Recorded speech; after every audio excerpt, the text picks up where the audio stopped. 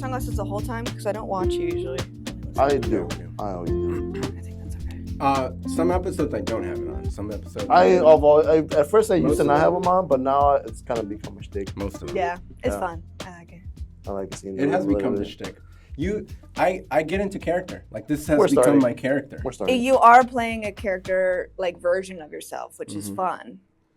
Because, yeah. For a time, I would create a lot of TikToks. Shout out. Yeah. Shout out TikTok. Come on the show, TikTok. And I would wear these red sunglasses, Yeah. and then after a run, like I was running a lot for like training for the marathon, I'd put my phone up, and then talk like some inspiring things. And I was getting a lot of, I've seen some, I remember. on TikTok. On your Instagram. On Your longboard. Yeah, no, those are cool. Those are so cool. That's different. That was vibe. different vibe. Anyway, you were saying. So the sunglasses, that's my character. Oh, I see. That's your online persona. The online persona, yeah. Very nice. Something about like the red sunglasses.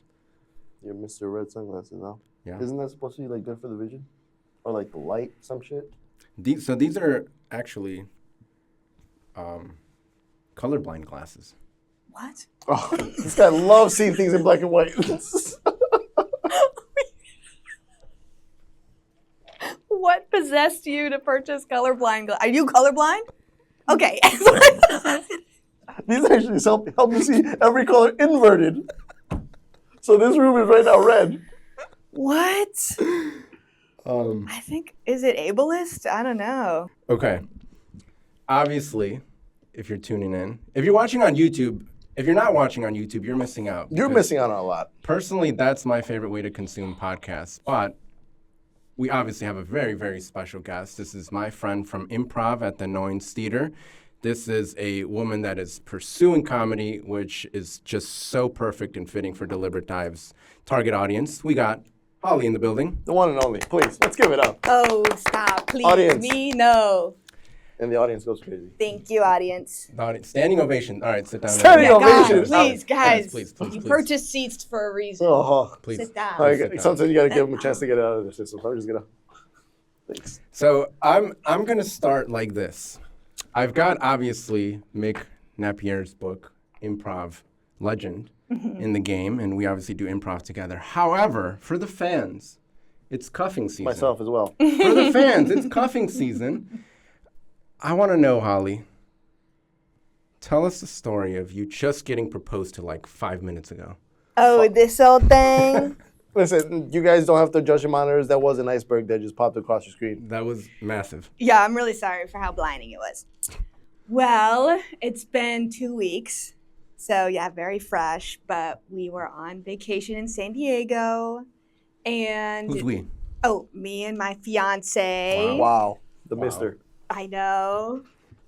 Warning, this story is so heteronormative and straight and heterosexual and boring in that way. Ugh. But there's also a lot of love. And that can exist in straight couples, That can. if you can believe it. Wow. Yeah, Yeah. I agree. Still in 2025. I love And that. big 2025. Big. Yeah. But yeah, we were on vacation and we had talked about our like timeline at the beginning of the year. We had said it was gonna be this year and next. And my biggest thing was that I wanted to be surprised and I wanted a photographer there. Those were like my two top things.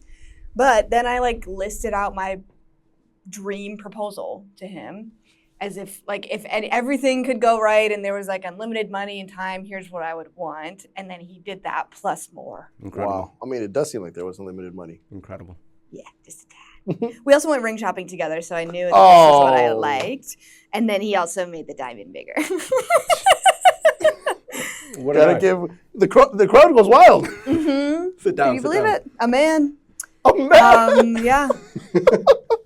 So it was our last day of our vacation. And leading up to it, I would turn to him and be like, are you going to propose? Just not what you're forgetting about. And he was like, no, we haven't had a vacation in so long. Let's just have a normal vacation. I was like, you're so right. And then it was the last day, and he planned the whole day, which was normal for him. Okay, I have a lot of girlfriends who their partners like never planned a thing, and then all of a sudden they're planning something 5 years in, and it's like they're gonna propose, and they do, and that's the first date they've ever planned. Oh, interesting. Free game. Don't be like that. make that the first game date that you plan. Shout out all the guys that don't plan. That's what I'm saying. And look, it's fine for some people, but for me, Right. no thanks. Mm. But so we always do like our fanciest dinner on our last night of vacation, and he's planned that before, and he was like, I'll just plan the whole day. And I was like, sure, no problem. And he framed it around. I brought my camera. I do some photography. I used to do it in college. And he was like, well, I want to use your camera, and I want to take photos of you on the beach. And I'm like, okay. So we saw the seals in La Jolla, and then we went to lunch, and then we went up to State Park, Torrey Pines, which is like kind of north. And we started walking one way down the beach, and then I was like, well, let's go to the bathroom over here. And then he realized it's supposed to be the other way because the photographer was waiting for us. And so he all day was like going to the bathroom over and over, and I was like, poor guy. Poor guy. What's wrong with him? Spicy? I texted him, spicy? Are you okay? And he's like, yeah, I'm fine. Just something we ate, maybe. I'm like, okay, weird. La, la, la. Not thinking anything of it, but he's texting the whole time because he had there were 16 people involved in this. Oh, my God. It's like a heist. It was kind of like a heist in the best way. I don't even know 16 people. Well, I mean, I don't know what to say about that. Is everything all right? Sorry to hear that. So we get down to the beach. He starts taking photos, and then he was like, okay, turn around, and I'll take some from behind. And that's when I was like, oh, shit. It was all kind of coming together. I was like, oh, maybe he is like actively getting on one knee right now. So it was like 2 seconds of clarity, and then he was like, Holly. And I turned around, he's on one knee. And will you marry me? I was like, freaking out, crying. I said, are you serious? And then I saw the ring. I was like, oh my God. And there was a light in the ring box. So it was like shining even brighter. Oh. It was so just very lovely. Amazing. And I said yes. Okay. I do want to marry him I was wondering what the answer was. Yeah. That's what he keeps telling people. She said yes. And then I saw the photographer coming out, and then long story short, we get to dinner. He's flown my whole family out and my friend. So my sister came in from New York. She was on vacation with her boyfriend. My brother came from Pittsburgh. That's where he lives. My friend came from Maryland. My parents were in Vegas. They live in Maryland, but they were in Vegas because they knew they were going to come to San Diego. So they planned a little Vegas thing first. And then he flew my aunt and my grandma from Maryland as well, all the way to the West Coast. And then when we got back to Chicago, he had people decorate our apartment and leave gifts. Wow, and yo. Then the next day, my other best friend flew in from Arkansas to Chicago and was there for the day to celebrate.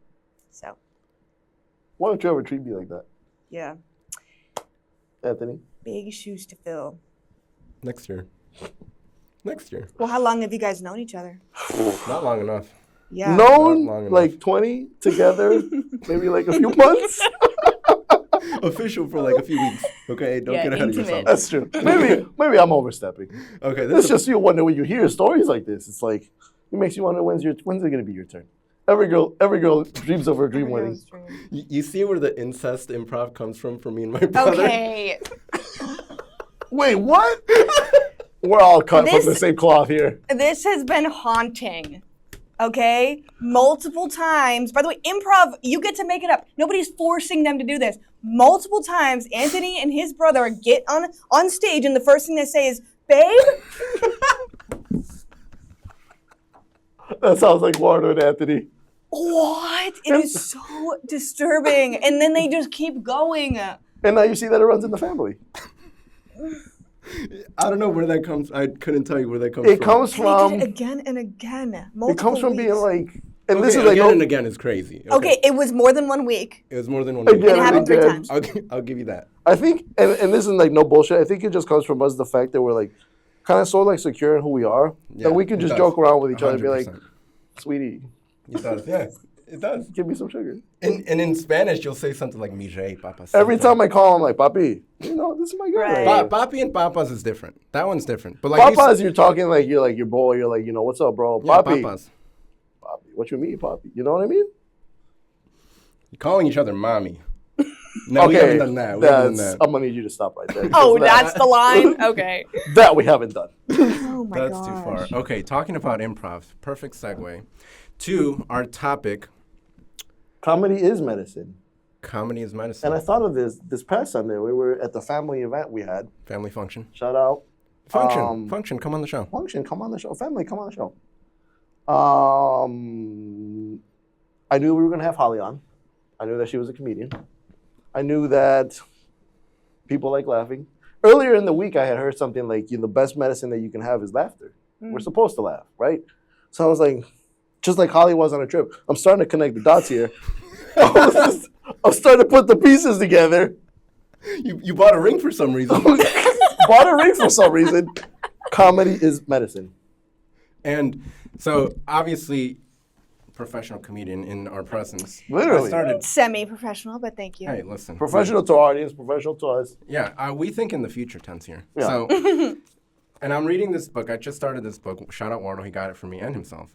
Does that say Mick Jagger? Mick Napier. Napier. Who is he? Like, give me some background, because I don't know, but if you know. He's the founder of the Annoyance Theater.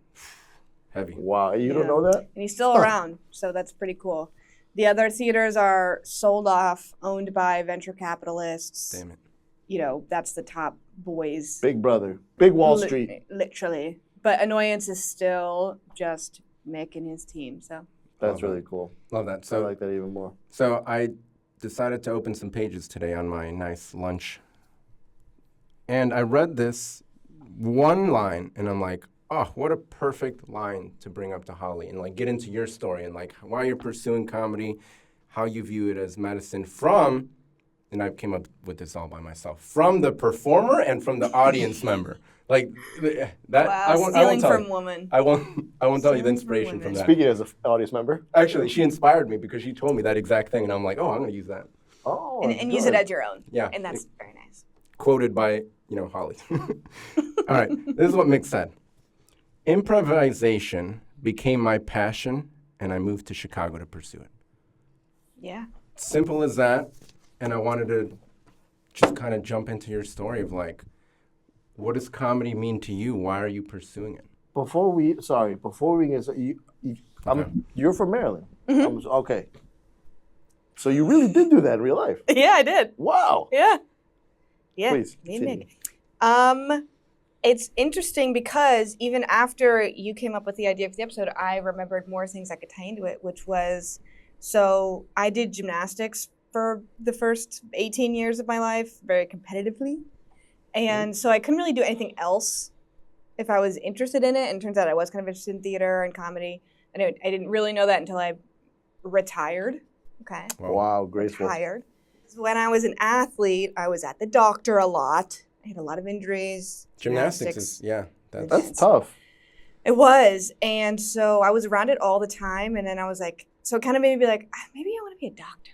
It's just cool. It's fascinating to me. I'm here all the time. I've, against my will, learned a lot about the human body because all the times I've like broken it essentially and done physical therapy. Maybe I want to be a physical therapist or blah, blah, blah. And so going into college, I was like, yeah, I want to do pre-med. It also was like, okay, deep down, feels like a good thing to do. Makes, healing people, making people happy, feel good. That was like the real like bottom line of it for me was like, oh yeah, I live a privileged life. I would love to make the world better than what it was when I came into it. And I've disciplined and like the science was fascinating to me. So this just like made sense. I could be a doctor. And then my freshman year of college, I had to take Bio 101. And I was like, no. Girl, I am out, bro. Yeah, too hard. Not gonna work. I once I took Cell Bio, which had more to do with the body. I was like, okay, if I don't like this, it's gonna be a lot of this. And I didn't really like it. I was like, okay, it's not really my thing. But what else could I do? And that's when I was like slowly realizing that like theater was something you could pursue and comedy was something you could pursue. Thanks mostly to Bossy Pants by Tina Fey, her memoir. I read that going into freshman year. And it's just kind of like when somebody lays out the steps to get somewhere, you're like, oh, that's achievable in a way. Like these people did it, I could try to do it. And then I looked back on the first 18 years of my life and I was like, oh, I was always trying to be funny. That was like my whole thing. I just didn't really know. And I see like old videos of me when I was little and photos. I'm like, what a whack job. I should do that and make money off it. So yeah, my freshman year is kind of when like the dream started. And I was transferring out of the school I went to for gymnastics. So I had to transfer in somewhere. I had to have a major. Didn't know what I wanted to do. Knew what I didn't want to do. And so I was like, but I was like, I want to be a comedian. But my folks who were helping fund my college said that I couldn't do theater as a major. So I was like, all right, I'll theater minor, but what should I do as the major? I don't know. So I ended up going into education because I was like, I like kids, whatever, this is something. But luckily, I moved into this house with 4 other girls, and one of them was a media arts major, which is like a film and photography, videography, screenwriting major. And I was like, oh, that's something that's like, it seems like a little bit more like hands-on of a skill than theater. And so everybody was okay with that. So I switched into that. And I started working for the student-run TV station at the University of South Carolina. Shout out SGTV. Shout out. And I was on the sketch show there called Carolina Tonight. Shout out to them. Dang. And then I produced that until I graduated. So that was like my first like foray into actually doing comedy, and yeah, I fucking loved it. Plus I was the boss of everybody, which felt so good. Now, you are one of 3. You're a triplet. That's right. A triplet? Yeah. Triplet. It's my So greatest there's 2 more of you. Yeah, we are fraternal. Do you know So what that That's means? the one that you're not like identical. Yes. Fantastic. That's right. I believe you referenced it in an old episode. You called And it I- fraternal. So hearing hold back your the hand when first I say episode, this. hearing back the episodes, it was not great. Okay. It was not great. It was not great, but I got corrected. And I knew when I said it, it was wrong, but I stuck to it. Okay, so being one of 3, did you ever feel like you had to be different? Like, what do they do? Oh, that's a good question. Because I started gymnastics so young that I was like the trailblazer of doing something out of the 3 of us, because neither of my siblings were like that intense into any hobby like on their end. They just had normal lives, heaven forbid. Yeah. So, but my parents all put us in gymnastics at like 6, and then my sister was like terrified, and so they took her out. My brother's pretty good, but my gym didn't have a men's program, so took him out. So but naturally we are so different. Also, we look very different. My sister is blonde, blue eyes, less than 5 feet tall. My brother's a little bit taller than me, dirty blonde. We all have different eye color. We all have different builds. We liked different people. So we just like already naturally led very like different lives. So we never really had that like competition of like doing the same thing. Yeah, that's my answer. That's a good That's answer. good. Do you feel, because you're also like present day, obviously I knew you from AP2 at the Annoyance Theater. We take classes together and then we perform sometimes together after class. Shout out Fishbowl. Shout out Cassidy. Yeah, wait, what the hell's their team? I keep thinking of... Sight Unseen. Thank you. I was Sight going to say Unseen. Superman. or Supermoon. But Shout out them too. shout out Cassidy, Steve. Why are you looking at me like I know? I was looking at you like you would help me. Cassidy Russell, best teacher in the city. Dang. Oh, they all for sure watch this. Yeah. Oh, yeah. Do you feel, because you're always doing so much, I see you posting on Instagram, like you got a Second City show over here, you're part of this group over here, you've done the IO, and you're performing everywhere, right? Do you feel like gymnastics, like that athletic mindset of, you know, pursuing that and like having a goal and chasing after that goal, do you feel like that has transitioned into like who you are today and like a goal-oriented person and pursuing something hard? Yeah, exactly 100%. I feel like gymnastics showed me that side of myself, also the side of like time management, like doing a lot of things. And I really liked gymnastics because there's so much variety in it. No offense to soccer, really cool, really great sport. That's him. I would be personally a little tiny bit bored doing it. I'm just saying. It's okay. We don't need you. We're good. And I don't want to be there, so we're on the same page. But with gymnastics, like you're getting new skills every year. You have to change your routine. You change your floor music. You're moving up in levels. The code of points changes, so your skills can change because so like it was just like always something new, which I feel like I really was drawn to. And that comedy has that element too. Like I think any kind, like stand-up, sketch, or improv, where it's not the same thing over and over. And so I feel like that's one thing that drives me to want to get better because like I said, like the ceiling feels so high, so I can just keep striving to do that. So I can, it's definitely coming from that like athlete mindset. And I have that conversation a lot in the city and in the scene of like, people that do improv that maybe have only done like the arts leading up to it, and then like have a really hard time taking feedback. Yeah. That's all sports is. She's spitting. Exactly. She's spitting. That's all sports is. Yeah. Take feedback. You lost. That's right. Regroup. Damn it. How am I going to And- not lose? And getting feedback is a gift from your coach. It really is. I mean, you gave us plenty of feedback the moment you walked into the The room. moment you walked in, guys, you listen to your own podcast. Guys, do you realize you suck? Oh, you don't suck. It's so good. That's the thing. I come at it because I want you guys to be better, because Yeah, I want no, you to be thank so you. successful. And like I appreciated it. No, it was good. It was Yeah, good you guys because are sweet about it. you became like our producer in that moment. No, I already, changed some different microphone audio levels based on that. Like, Unbelievable. See hey, the impact. we keep cooking. The impact. Yeah. Now let me ask you this: if you would have continued, I don't even know if you maybe even thought about it. If you would have continued in the gymnastics field, what was the end goal? Like being like a gold, like a Simone. yeah, essentially like performing at the Olympics and stuff, or That's a good question. Gymnastics is so dependent on you being young. Oh. So the career kind of goes until the end of college, and then that's it, if you get there. Okay. Almost every single one of my close friends had to quit because a doctor told them you can never do gymnastics again because of Jeez the injury. Louise. Or it becomes too much because emotionally, you can't handle it. You want to have a regular life. You want to have friends and Yeah. a social life, or you want Yeah. to do like a fun sport that's 10 hours a week versus like 25. Yeah. So the end goal for most people, the only way you're going to do it out of college is just to be a coach. Like you're not even doing okay. gymnastics really, you're Got coaching it. Right. And when I was little, I did want to be a gymnastics coach because I Okay. like to boss people around. I can see that. You've said that twice now. That's right. She's the eldest of do the we? triplets. That's right. It shows. Well, you've been given that honor then at that point. It shows. So Yes, I obviously. really act like it. Do you? I mean, obviously, we're all thinking right now. Can you still do flip? Yeah, I can do some things that would impress you. Wow. I would say that. And we're all thinking it too. We're actually going to take out the 4-inch balance beam right now. And we're going to So triggering. Bring it in, please. All right. Stage left. Watch out. Okay. Comedy is medicine. I really, really got into comedy in 2020 when I had nothing else to do for the pandemic, and then I also was going through my cancer treatment. Like, this for me was like a pivotal time where I just leaned so heavily into comedy, like watching comedy podcasts.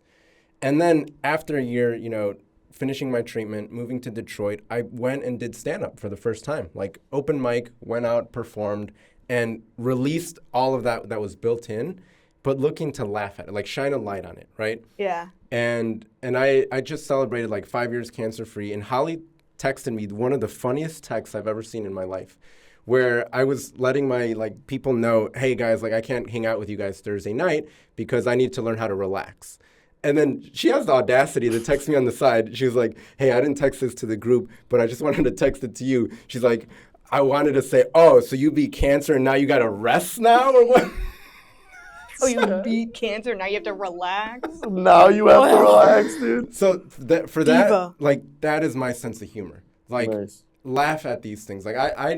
I almost sometimes push people's buttons a little too much in a mocking sense because I have a hard time seeing an insecurity and not trying to shed light on it because let's laugh about it. Me too. But everyone teach their own. One thing that I was gonna say though is you say you've been big in you got into comedy in 2020 and stuff, right? Dude, we've been funny all our lives. 100, yes. Yeah. What are you talking about? Yeah. We've had this in us. You're 100% right. But the thought of me doing it has never crossed my mind. You pursuing that. So I was the audience member, Mm. using comedy as. Speak for yourself. I was the show. You were the show. Yes, cool, awesome. Diva. Absolute diva. But it wasn't until now going through something where I used it as medicine to use comedy that's as good. my tool to cope with That's that. good. Yeah. That's good. That's good. How do you view, because you were the one that said, you can bring up the perspective of comedy as medicine as the performer and the audience member. Yeah, I have, and then same for me. Once I wanted to start pursuing comedy, and I was looking back, I was like, "Oh, this is how I cope with everything." It's joke, and a couple of the people I've dated in the past, Shut they up. don't like. Oh. They don't like. They're don't like the two sensitive. jokes? They don't like it. I'm like, well, this is Don't not like gonna the work. If I jokes. can't joke about something about going on in my life and it makes them uncomfortable, I'm like, okay. Okay, yeah, that's. Well, that's so important. I completely agree. You gotta Yeah. have a sense of humor. Yeah, you gotta be able to, but teach their own. It's fine. Yeah. But yeah, I think I've always used, and I think my whole family does too. And like you guys are saying, like it goes way back. Yeah. Like I think my family is not super. My family is very loving in like an acts of service way, and not like a mushy like. Let's talk Lovey, about lovey, dovey type. Yeah, exactly. And Nice. and I think that usually it's like humor, either mocking is the love language. That's it. Like We feel you on that to another level. But you That need the other type specifically. of love too. You do. You need the other You type need of Because love. at some a little point you bit. just goes from like, I feel I'm just getting bullied at this point. I'm That's getting no love from anywhere. So it's like, guys, what's going on? We forgot to love in here somewhere. Do you guys hate me? I'm just like crying every week. What's going on? yeah, and that's the generational like me and my siblings trying to make it more. Right. Yeah. Our parents like. And now, when did you like choose that that improv was going to be your lane? Because I mean, I'm assuming maybe you like tried doing stand up sometime. How did that go? How was your first time in stand up? Thank you for asking. You guys are very good at this. Shout out, Bro. dude. Best host. First Yeah. 16th episode. Look at these guys smiling. So also with the pandemic, changed some things because I graduated in May of 2020. So I was like, well, now what? Because there were no jobs. So I was living at home in Maryland, but I always wanted to go to Chicago to do improv and stand up. I had done at South Carolina.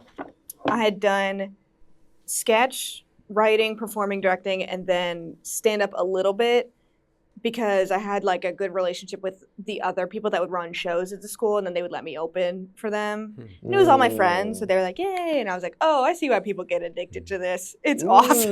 The high is crazy. But that was in Columbia, South Carolina. And so then in 2020, Garrett and I, my fiance, reconnected. We used to be friends, and then we started dating, and it was a pandemic, so the only way we would be able to see each other, I lived in Maryland, he lived outside of Philly, was if we moved in together. So our first date was after we moved in together. Nice. Yeah. Hey, Wait. but it led to It worked great out. ending. But yeah, because of the pandemic, my family was being careful, his like less so we just couldn't really see each other and have it be safe. There were, if you guys remember, no tests. It was a crazy time in our yeah, life. the mask, like no mask, then mask, whatever. It was crazy. So you just had no idea what was going on. So we were I was trying to be more careful. So we were like, well, we got to just get jobs and move in together. So we did. That's like awesome. a year after we reconnected. So we did long distance. And that job Garrett got was in Philly, or going back to the office in Philly. And so we decided to move in there versus like trying to go to Chicago right away. And I got a remote job, which did not pay a lot. So Philly was like a good choice. We were close to family for like our first, real apartment. And he has a ton of friends there. So I was like, I'm not going to start improv in Philadelphia. No offense, Philly, just not the most. I've heard Philly's a tough crowd. It's a tough crowd. Well, they don't have like a ton of like really seasoned teachers for improv. So I started stand-up. So I did stand-up there. First time, bombed. Okay. They put me way at the top of the list too, knowing I was going to bomb. Nasty work. But that was fine. Work. Then they put me at the bottom for many more weeks, and I was like, thanks. I would rather that and like figure my shit out, because there's like 50 stand-ups, and everyone just goes to the same open mics, kind of telling the same jokes, and it just cycles with each club. Man. And so like you're not getting a lot of people off the street, and so it. For me, it was like even more pressure, because I was like, oh, these are my peers. So I'm trying to impress them. Anyway, I got okay at it. And then, so I did it for like, I want to say like 6 months, like once a week, twice a week. And then we were ready to move to Chicago. So we moved here. And before we even moved, I signed up for Second City classes, because that was like the big theater.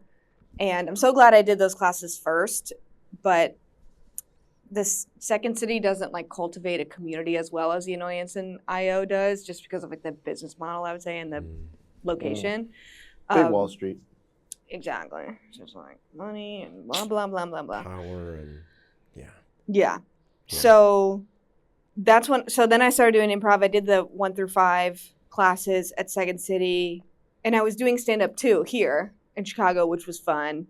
And yeah, I was doing okay, but it wasn't until I started doing IO classes like the next summer that I started auditioning for things for improv, and I kept getting them. So I was like, all right, Wow. maybe I should stay where I'm wanted. I was getting a lot of shit, which is really nice. And then I did not get a lot too. So I've done a lot of auditions that were good and some that were bad and whatever.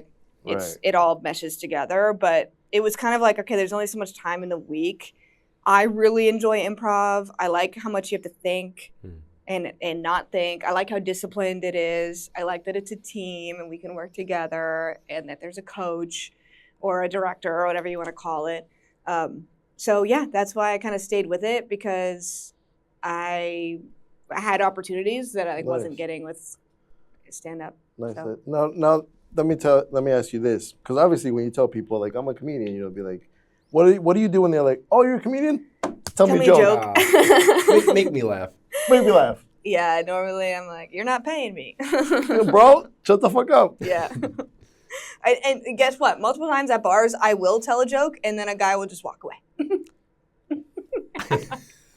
I'll be like, it's not gonna land. It's not the right Pretend I'm thing. at a bar. Pretend it's a bar saying I'm just coming up to you here. Tell me a joke, Holly. Are you actually asking it right now? I want to hear. Maybe I want to hear. Hey, don't you hate it when people just ask to like, hey, you're a comedian, tell me a joke. But like, can we do it right now?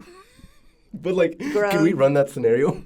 I don't know, but do you get that a lot? I used to, because I would say like I do stand up, and then they would say tell me a joke. But I guess with improv, I mean, some people don't even really know the difference anyway. But I guess I'm not really hanging out with anyone that's not in the scene right now, so it hasn't happened in a long time, because my social life is like all other improvisers. Got you. So. This guy's not in the scene. That's why he's asking. That's right. That's right. Oh, maybe so. Dude, you got to get in the scene. Maybe so. I'm in the scene right now. Yeah. Frame. Oh, that's good. Okay. Think about that. Who inspires you as a comedian? Definitely Tina Fey, like I said. She's good. She's real good. She's funny. Yeah. She's so funny. She's bossy, and she just takes no shit from anyone, especially at a time when it was even harder for women to do that, to even be in this space, let alone like tell people what to do. Right. So yeah, she's up there for me. But I love like the duo of her and Amy Poehler, because Amy Poehler is like definitely softer and brings out like that softer side of Tina too, which is so fun. I really like stand-ups that I've seen here. Best Stelling, I think she's so funny and so good.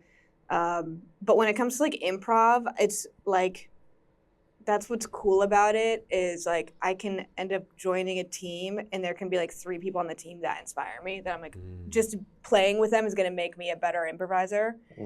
So I have a couple of those too. So now you guys break it down for me, because I mean, obviously I'm not in the scene like you said. What is improv? Is just like you have a team and then you guys create a scene, and essentially that's it, right? That's the magic of it. Yeah, one thing that happens like behind the scenes is working together with your team to create or figure out what form you're doing. So the actors, the improvisers, like do have an idea of maybe the layout of the set, or kind of how many people are going to be in a scene, or when these scenes are going to connect, or are you playing the same character or not. So there's all these forms you can learn so that you can have what they call a common language between your teammates. To make it kind of the magic that other people say, how did they do that? Cool. So, and there was so Mick was talking about it. Shout out Mick, come on the show. And so he was talking about like when he first learned like the magic of theater and saw that, and when he first tried doing it, there was a difference between improv, which is creating magic in the moment, and then like a play where you're rehearsing, and you're kind of like building up to that moment. And like how I describe improv is like you're really just creating fun like in that moment, and the audience is always going to be on your side, because instead of like, rather than stand-up comedy where it's like you're sitting down and saying, all right, make me laugh, the audience is, oh, we're about to see them create something, and you're hoping that they succeed. Every time you guys gotta create something fresh. Yeah, that's the magic. Yeah. Wow. But that's like, you learn how to do that. You learn how to take a suggestion and make it, something that connects to you in some way enough where you could do something on a stage that would be fun to watch, or like even intense if it doesn't always have to be funny. But I agree, like there's a level of vulnerability and an agreement with the audience in improv that's different than the agreement in stand-up. Yeah. Has there ever come a time where like you guys got like a topic you're like, whoa, this one really stumped us? Or no, because I mean I feel like you guys are seasoned vets now, so. I will say, like, when you practice, there's a lot of like, hey, let it all fly, because this is where you can mess up. I haven't seen that happen yet, but we've come close. What do you mean mess up? Like that you haven't Like seen? Say something offensive or say like something Cross the line. derogatory, cross the line. Yeah, I haven't seen it happen yet. If that's what you're asking. Yeah. I'm sure you've probably. Also, seen it. just not necessarily like, man, I can't think of anything for this one right now. Oh, well, that's different. and that's why you have a scene partner, because if you're there and you're like, you're not saying anything, they're just gonna have your back and say something, and then you build off that. You gotta have my back, Anthony. I do have your back. He does have my back. Yeah, I do have your back. I got your 6. Right? I got your back. Your whole back. My whole back. Yeah. Anyway. Intimate. Okay, you mentioned, like I repeat this to a lot of people because it's so inspiring. You mentioned like a conversation with a friend talking about like you moving to Chicago and living the broke artist life. Mm-hmm. And what did you say? Like, break that down for me, if you remember that conversation. Otherwise, I can tell your story. Yeah, you tell. Okay. Yeah, start saying it. Yeah, please. I'd much rather hear from you than from Holly, whose stories actually it is. It's more like I say a lot of shit, so it kind of comes out my brain. So you were talking to your friend about pursuing comedy, pursuing your dreams, pursuing your passions, moving to Chicago, and living like just based on like what you have, eating not the best food, not living a luxurious life, living a very minimalistic life to pursue this thing. Mm-hmm. And then your friend had said, yeah, but Holly, what if you make it? Oh. Yeah.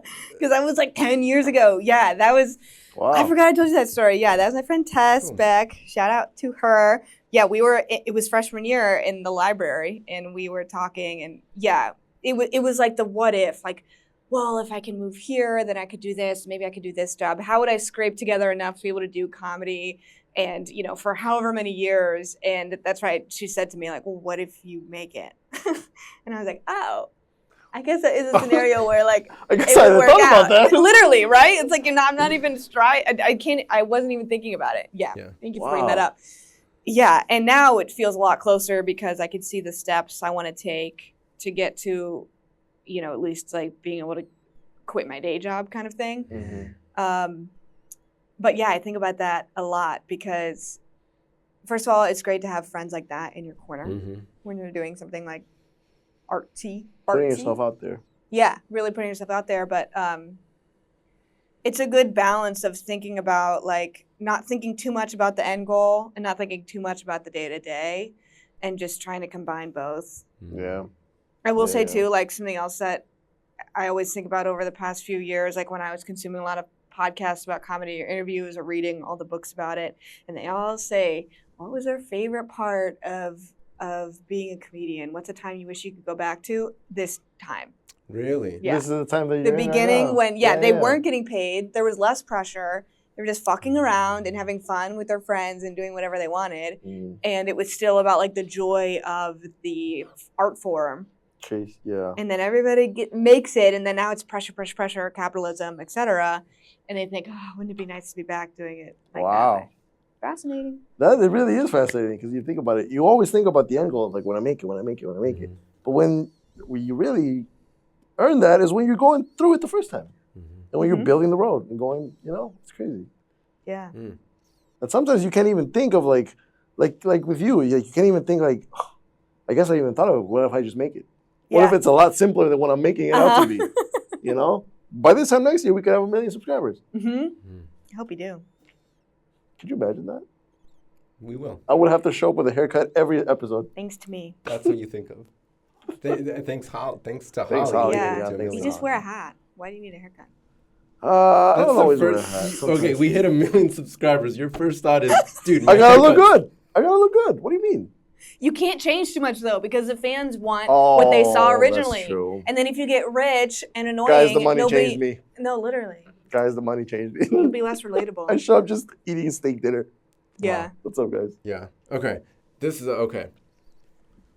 I recently at work, was a part of a live podcast of Alice Cooper. This Alice Cooper, Schools Rock, like that's the guy. Mm-hmm. Alice Cooper was at your job? Yeah, I met him. I have a picture with him. Oh, sick. This is the I first thought time it was I'm just hearing like about the this? idea. Yeah, we'll put it up right here. That's unbelievable. So, I'm What the I'm not talking to fuck? Alice This Cooper. guy is not. Live podcast, I'm listening to him. He's telling a story about Elvis Presley. Mm-hmm. And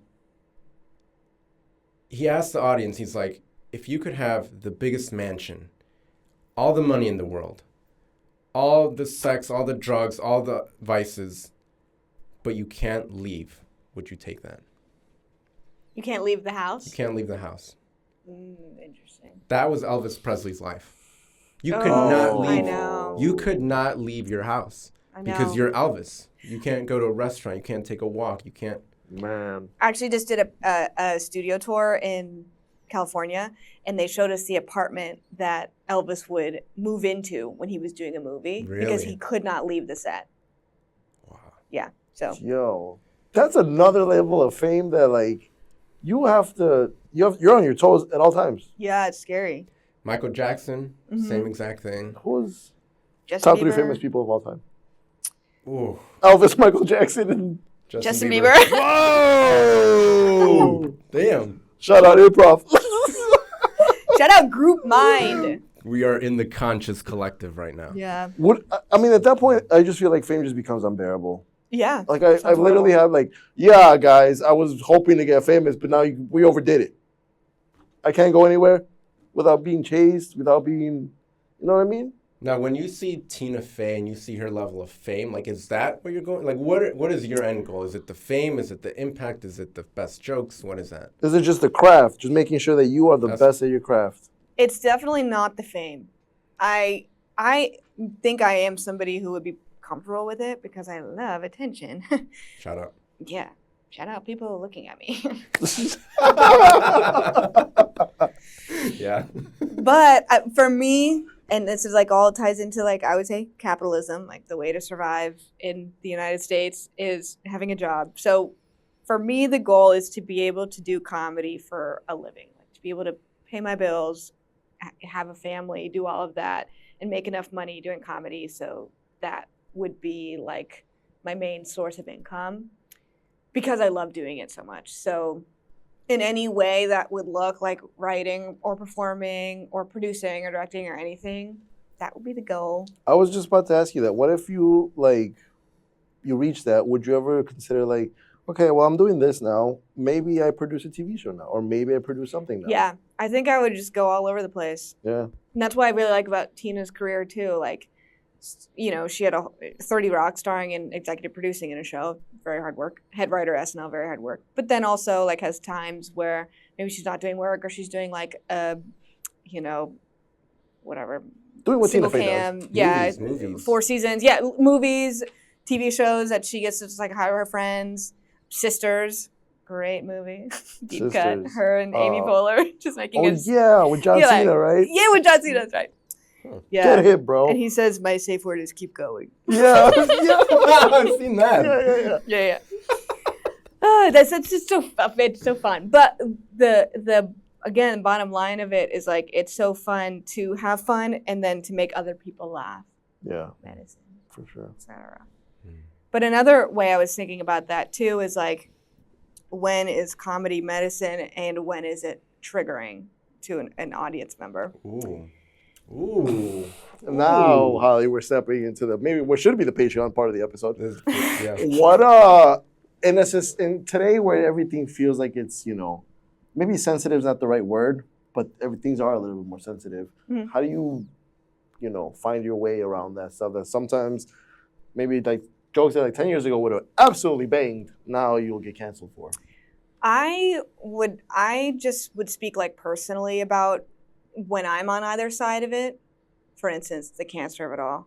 I have somebody close to me who was recently diagnosed with cancer, and we were seeing a show and somebody brought it up on stage. Mm-hmm.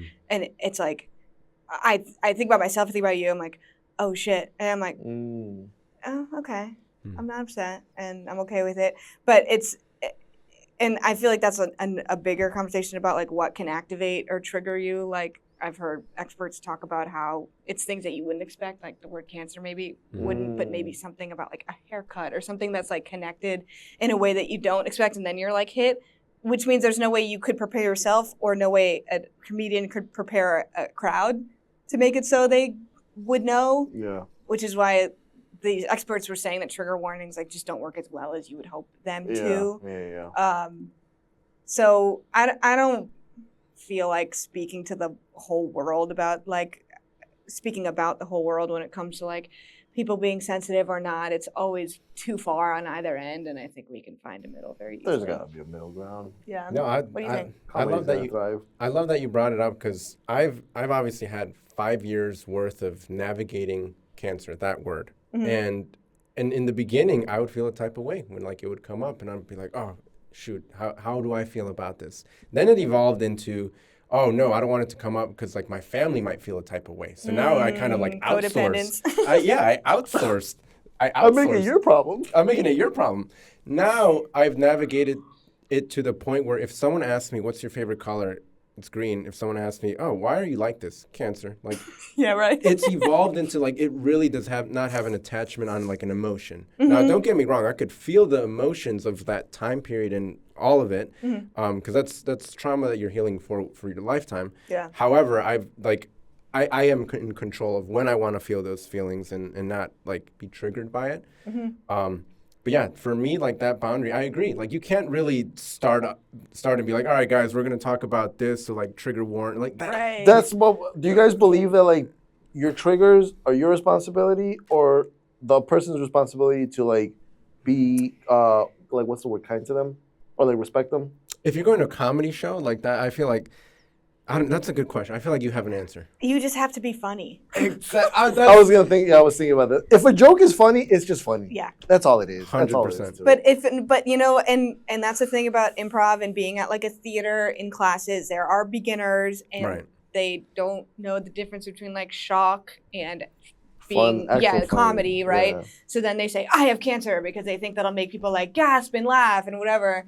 And maybe it will in that context, or maybe it's just like that was just like low-hanging fruit that didn't really work. Low-hanging fruit, yeah. So that's how I think of it, like with people pushing the boundaries with like cultural references or like, you know, pushing the boundaries with like racism, I guess I want to say. Like if you go for the low-hanging fruit and call an Ecuadorian like, oh, you're Mexican, low-hanging fruit, like that's not funny. But if you make fun of my culture because you know what a guagua de pan is and you're making that like that type of, I'm like, oh, I appreciate you for that joke. Yeah, there's respect behind it because they learned about your culture before they made fun of it. 100%. 100%. I gotta be honest, I've been on both. I find both to be funny sometimes. Yeah, context matters. Well, you're allowed to because if they're making jokes about you, you can say whatever you want. You can be happy or sad about it. Context is great. I want to talk about something that we kind of touched base on. Those glasses that you have. Uh-oh. Because obviously you guys see that a stick that we have here is we wear glasses on the show. If you watch the YouTube. If you watch the YouTube. Actually, if you don't watch the YouTube, then you don't know that we wear glasses all the time, and maybe we don't. Or follow the Instagram. Follow the Instagram. You could know that you don't know that we're colorblind sometimes. So here I was thinking like, okay, we're all rocking sunglasses, you know, we all look cool. Not knowing that one of us is seeing the world inverted. Actually, Anthony stole these glasses off of somebody who was colorblind. Poor guy out there. Listen, I hope I can find you, get you your sunglasses back. But this guy just decided. Contact us because we are apologizing for Anthony's actions. Go ahead and send us an inbox to the delivery dive customer service team. We'll get back to you. Okay? But we got to. And it was all Anthony's fault and not ours. But we are here to apologize because it's despicable, the story that he told us, please. I mean. Anything to say? Somebody out there can't look at colors right now. And it's on your face, broadcasted to the world. How do you think the guy feels? Show some respect. So many men out there are struggling with color blindness. And you're over here mocking it. And how dare you? First of all, how dare you? Isn't that from something? That's from something. Second of all, how dare you? Yeah. I look great in them. Okay. Listen, pal, that was not the question because you look banging. My whole problem is that somebody's out there just colorblind, bro. Well, you guys need a counter, a countdown up to, a counter thing on your screen Yes. every time you guys make a joke about Loving each other. Incest. romantically. Because that was the third time. And that means that there needs to be a running Hey, tally. buddy. Those are rookie numbers. We got to pump those numbers up. Which is what I was about Pump. to say. If she was... Pump is wild. If she would just hear the conversations we've had, Oh, God. she would think, these two men, they are married. These two men, there's something going on here. One of them has definitely taken the other one to San Diego and proposed. No, but come in. What, You want me to talk about the sunglasses? I feel like that's the yes, please. color. What do you have to say for yourself? I manifested them. Simple as that. Wow, and that's how manifestation can be used for evil. And that was the low-hanging fruit. Come on. True. I said, That's the easiest way out. universe, I can see all the colors. Let me see them through rose-colored glasses. Oh. Universe, make it harder for me. No, I told you, Things are too good for me right now. guys, let's step it up a notch. Guys, 5 years cancer-free. Things are too good. I put them on for just a second, and like I said earlier, I felt like I was in a Prince video. Everything was colored lilac. Like Prince was about to just walk in here right now, start singing. Like smoke's just gonna pop up. You're looking at life through a very sensual way right now. Yeah, Fantastic. I am a romantic guy. Wow. Rose-colored. You don't have to tell me. Okay, I didn't like that one. I didn't like that one. Oh, no. I didn't like that one. That was the Now line. it's a problem. I didn't like that one. We found the line, You're fake. and you crossed it. No, I was hanging out with Myra. Shout out Myra. And she said, we're getting boba tea.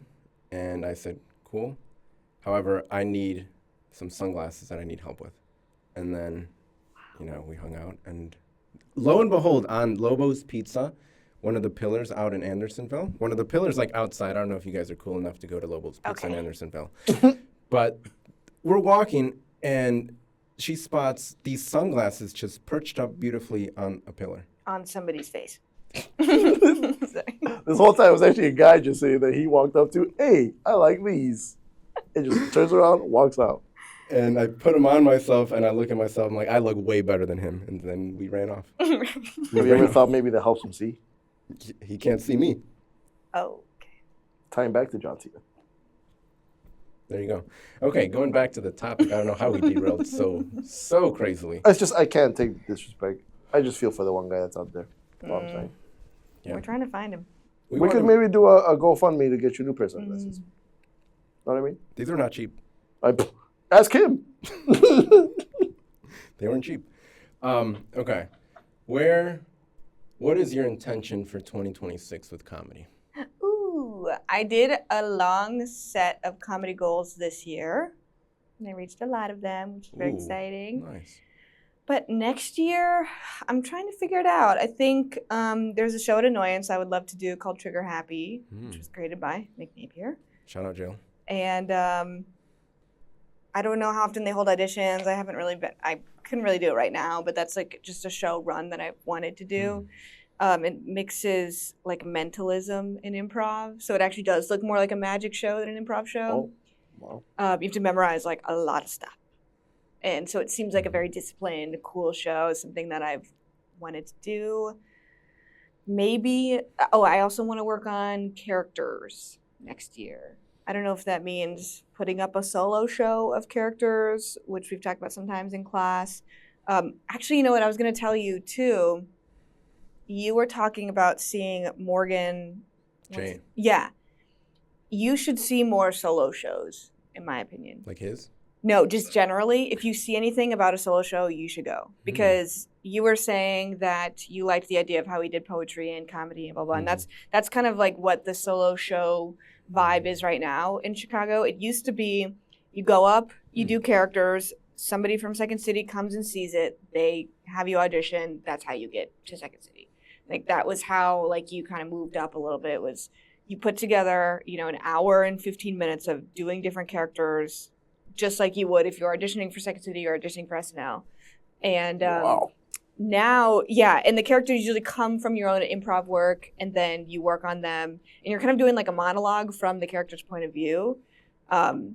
That's what the showcases are in Chicago. Like every spring and summer, they do a bunch of showcases where eventually SNL comes. You have to go through a bunch of different levels to get there, but then head writers will come, see if they like you, and they haven't taken anybody in a while. But you have to do character work. So I think I want to work on I have like a good list of characters, work on doing like open stages with characters. And every year I do an audition for Second City.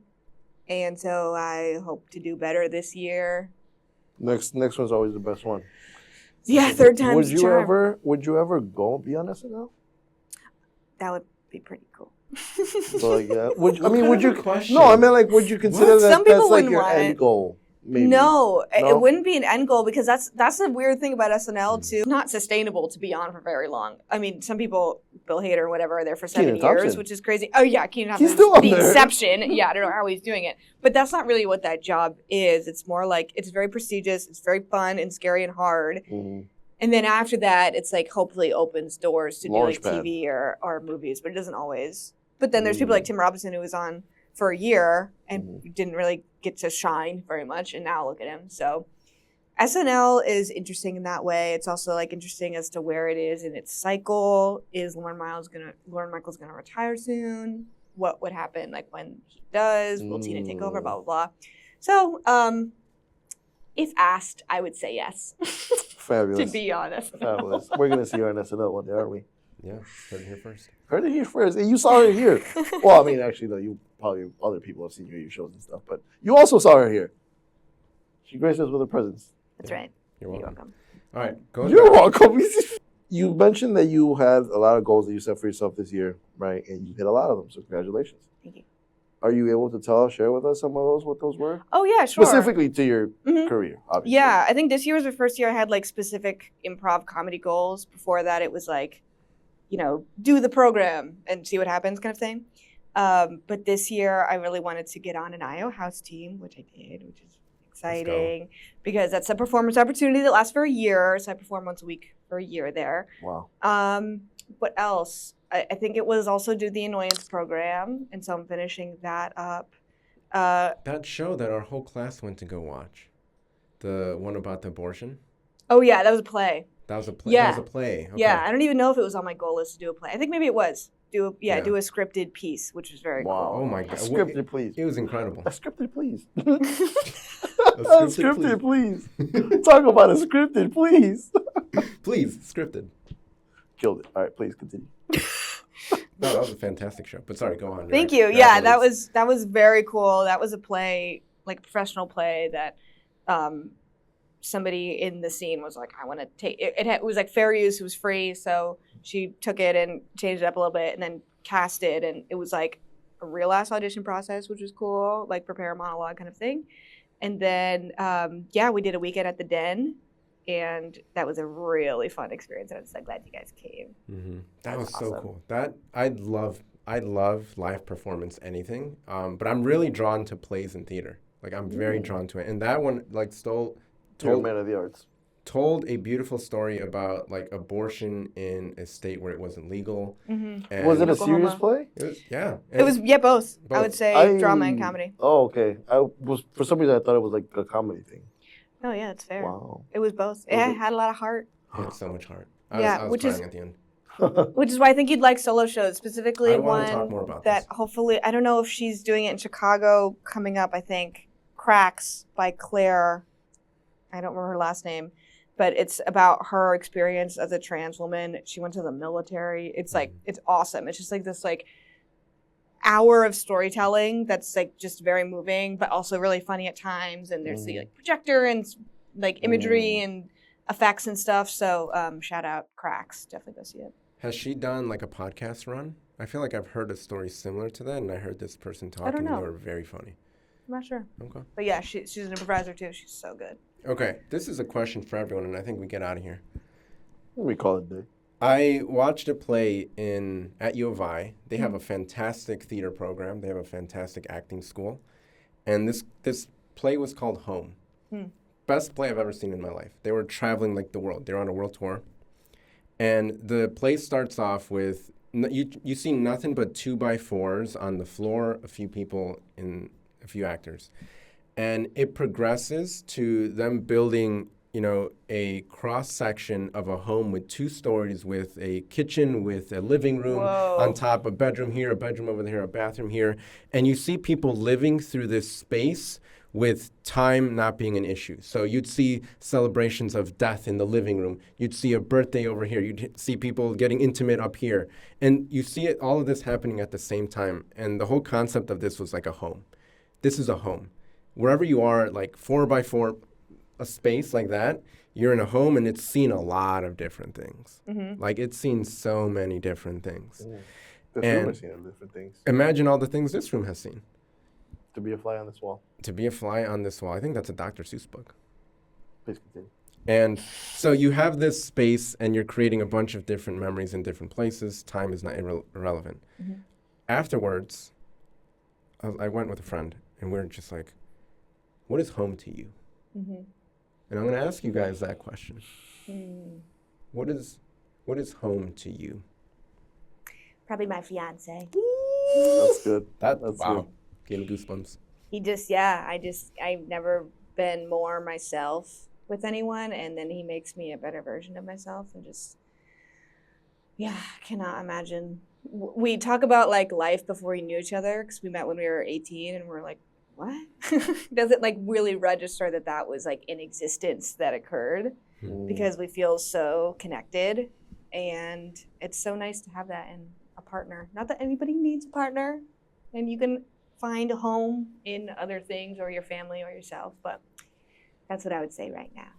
That's good. That's I like great that. Answer. Please, you. I don't know how to follow up with that. I mean, do we cut it? Do we just cut it here? No, I want to hear your answers, sorry. please. That's for the Patreon. We can't. Yeah, That's sorry. for the Patreon. That's gonna be. You know where I feel home? I feel home with you.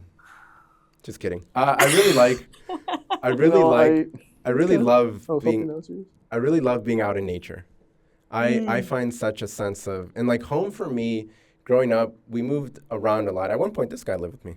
But we moved around a lot, like to different apartments, different homes, so I never had like a stable, like this is my room, this is my home, I never had that. But what I did have was like family.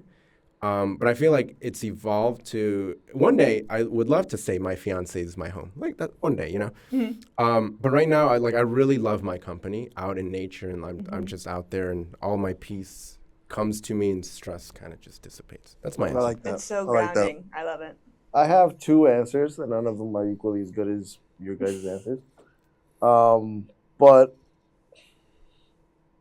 the first one that I would say is like just kind of like a bullshit answer. My car. I spend a lot of time in my car. That's a good answer. Being in your car, driving, listening to music, listening to podcasts, listening to, just being inside, being by yourself, dude, I love it. Absolutely love it. We all share that. We all love driving. I love driving. People don't understand that. No, yeah. People are like, oh, you like driving? Thank God. Drive so good you would think I have a CDL. I don't. That's good. But my car... Is that like a man flex? No, because I don't have a CDL. Just because we drive so good. Where's your CDL, Holly? I don't even have a car. Imagine if license. In another life, you became trucker Holly instead. That's what a CDL is. Wow. I could. Commercial driver's license is what that means. I know that. Oh, well, he explained it to you, so maybe I thought, okay, maybe I'm the one. Mansplaining CDL. I was just going to say what mansplaining Damn was it, to why me. are you mansplaining? Damn it. It's embarrassing for you guys. Home for me is home where I am people that I like generally care about, people that make me feel good. So maybe not like one person per se, but multiple people. Like when I'm with you guys, when I'm here, when I'm recording, when I'm with my own family, even when I'm by myself, just with people that make me feel good about myself, I can open up, be who I am, and feel accepted for it. That's what my home is to me, besides my real home. Lame.